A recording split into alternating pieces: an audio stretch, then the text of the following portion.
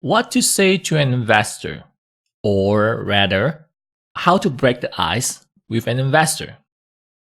So the common way that you would do, or most people do, is to do the elevator pitch, such as, "Hi, we're this company and we're doing this and that, and we're trying to raise this amount of money for this amount of shares." Now, that's the general way of how we do it, whether through face-to-face or through email. Now, you have to remember that investors are usually bombarded with tons and tons of pitches from companies like you. It can get quite boring for them. So it really depends on the situation here. If you meet the investor at somewhere where they're not so ready to listen to pitches from companies, you may want to try a different approach.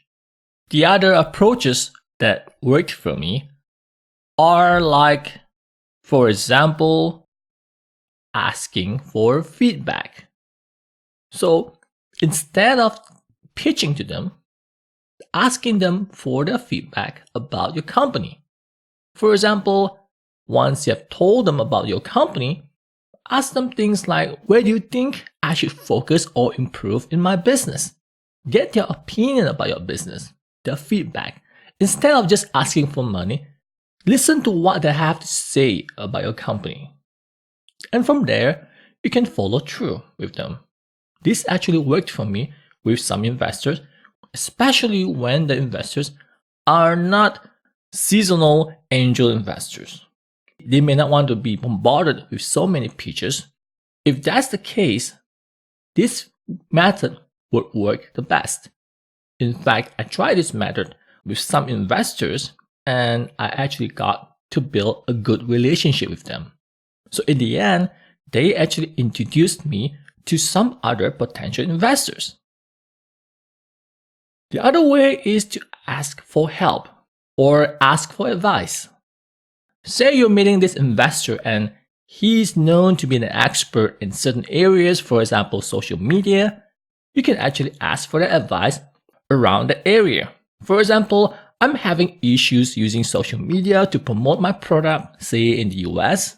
So if this investor is a social media expert in the US, you may want to talk with him and ask him for some tips or advice and etc. And a lot of times, angel investors are also experienced entrepreneurs.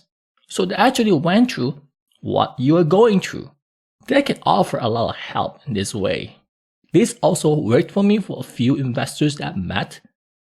So this investor actually founded a company which eventually went listed. And he actually gave me a lot of tips and insights on how to run my startup. And the best part is, until today, we are still very good friends. Now, the reason why this investor didn't invest in my company is because he didn't like the industry that I was in, which is the sports industry. Other than that, he actually found that my business is a very sound business. Use your network by saying things like, "Hi, I'm a friend of, say, John." And it happens that this investor also knows John. So this is the way how you use your network to build or to break the ice with an investor. For example, what I did was I actually had Jeff Hoffman in my previous startup. So when I email a VC, I would say that my advisor is Jeff Hoffman, and it happens that this bunch of VCs also know Jeff. It actually helped me to get meetings with these VCs because they actually happen to know Jeff. Well, Jeff is a pretty well-known person. Good thing is he happened to be my advisor. So you see that you can actually try these 3 other ways for you to break the ice or to communicate with a potential investor. So if it worked for me, it might work for you too.